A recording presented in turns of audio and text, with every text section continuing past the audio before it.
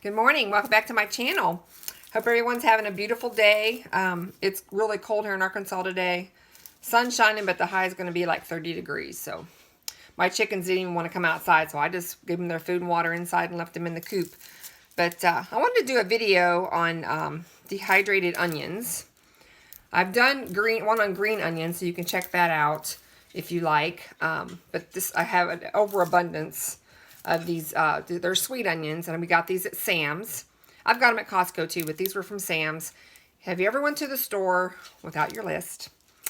And I thought, oh my God, I need onions because I only had a few left. Well, I had 2.5 bags of onions. So we're going to dehydrate some because they're going to go bad faster than we can eat them, which is Ed and I. So if you'd like to come along and watch how I do it, stay tuned. But this is the book. It's called The Ultimate Dehydrator Cookbook.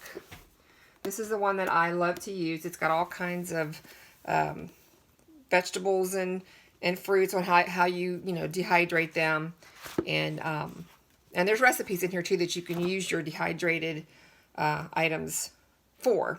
So anyway, so I will leave a link if I can find the link to this book. I will leave it in the description box below. I have an Excalibur dehydrator, which is the 9-tray one, and I love it. It does really, really well. But there's different brands of dehydrators you could use.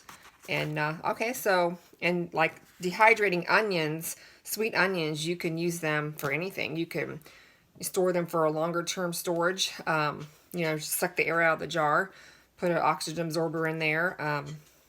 I haven't done that as far as an oxygen absorber, and it's been over 6 years, and I still have some that are just as nice as when I first did them. But you can throw them in soups, stews. You can rehydrate them and put on a sandwich. You can do a lot of things with dehydrated food. So I hope you enjoy the video, and I will catch you here in a few minutes. So all we're going to do is just slice our onions. Very simple. You can use a mandolin if you'd like. I'm going to save my onion skins and put them in the freezer. But it's very simple. Just take off your outer skin. Sometimes you get that little, like, really thin skin too. I always take that off. And hopefully these onions aren't over strong to make me cry. That's peeling off my finger. And then I'm going to slice them in half. Now you can chop these in little, like chopped pieces. I'm going to slice mine because, you'll just have to separate it and slice it as thin. That's pretty thin. But when I put them on the dehydrator, I will take them apart like that. And that way they'll dry. They'll dry faster. It's going to take about, I think, let me look at the book and make sure that I'm quoting this right. But yeah, these are kind of strong. Okay, it's going to dehydrate on 125 degrees, which is low. But for 12 to 14 hours. So it all depends. You just have to keep checking it. We're going to slice it just like that. And then we're just going to put them on the trays. Let's get this over. I'm just going to lay it on the tray. Separate it out. You can put them close together. Just don't overlap them on top of each other. It's a little time consuming, but they're going to be delicious. So let me get some more cut, and then we'll load some more on the trays. Okay, we have one more tray left to fill up to put in the dehydrator. And this was a full bag. I think it's, I'm not sure how many pounds this is.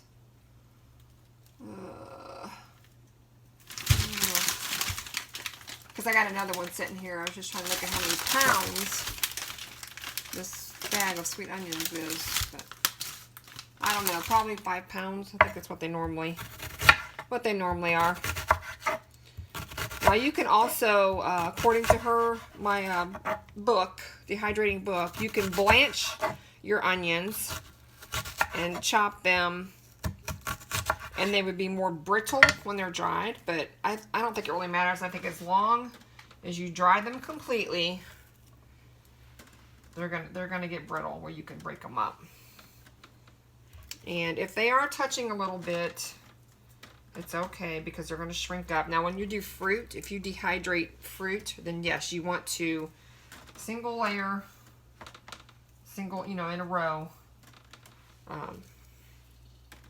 of your fruit and stuff like that. But unless you're going to chop it up, in little pieces. But usually when I do fruit, if I do lemons or limes or oranges or something like that, then I do a single rows all the way down my trays. We're just gonna tell you what, that first couple that I sliced, I have my eyes watering, but the rest of them were okay. So I don't know what was up with that. Same bag.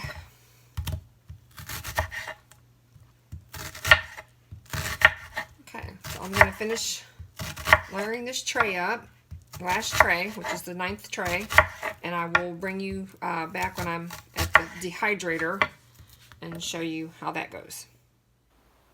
Okay, here's my dehydrator. Right now I've got it in a spare bedroom, but as soon as my shop is done, then everything that I have is going to go out in our shop. This is the 9th tray. I'm going to slide it in there. My controller is way back here, but I've got it on 125 degrees. And then I'm going to turn this on. This is the, there we go. And I'm going to put it on the highest amount, which is 14 hours.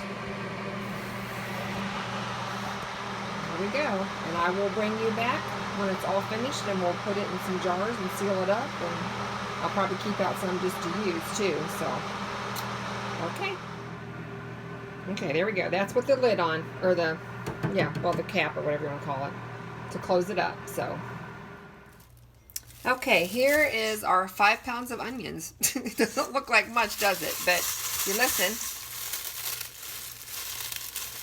they are really dried, really good. And I already tasted one, and oh my gosh, they taste good. You could actually just eat these for a snack. It'd be good for you. We're going to put some in a jar, and we'll see. I'm going to use my new sealer. I got a new vacuum sealer I want to try. But here they are, and I put them in for, let's see, overnight. It was 16 hours is what I let mine go for. So I wanted to make sure they were really dry, but delicious. I'm so excited. I think I'm going to, next time I go back to Costco or Sam's, I'm going to buy several bags, and I'm going to dehydrate some more. But, okay, so we're going to put this aside a minute. And my new sealer is a Ozio.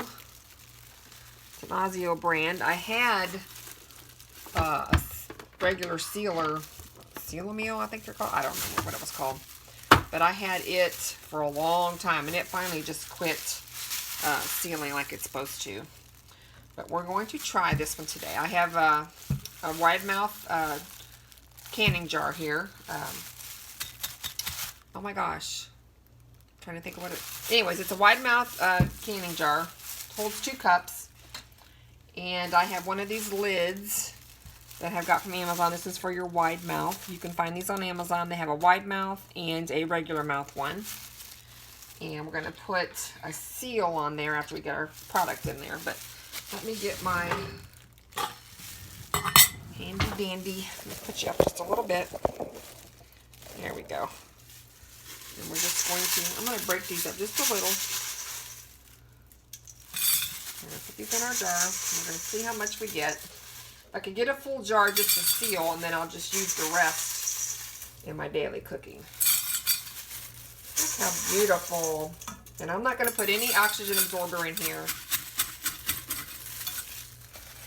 Anything. I'm using a glove because it keeps the oils of your hands off of there. Okay, just a little bit more. So probably get a wide mouth jar like this, and then you can get a half pint jar too. So quart jar. The word escaped me. Okay, look how beautiful. And my jars are clean and sterilized. Let me set this aside. Okay, let me turn my jar the way I want it. And we're going to put our seal on, just like that. Put on our mason jar sealer. Now this part right here came with my machine and the hose. And we're going to see how this works. I'm not sure I even got this. This is supposed to be on here, but this is the way I'm going to do it. We're going to try it and see. Okay, external back.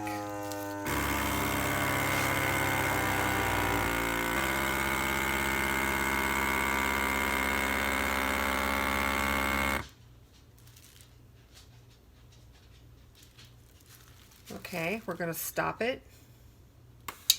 And we're going to see if it worked. Hopefully, it worked. Yep.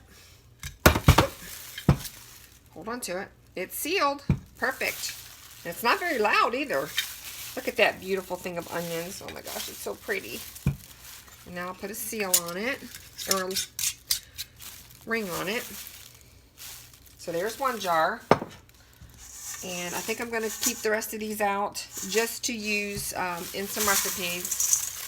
But I hope you give this a try. If you have a dehydrator, any kind of dehydrator, you could probably do it in your oven. It's just going to take a lot longer. But dehydrated sweet onions, and they're crunchy.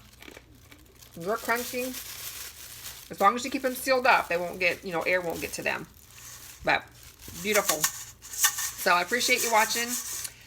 Give it a thumbs up if you liked it, and subscribe if you haven't already.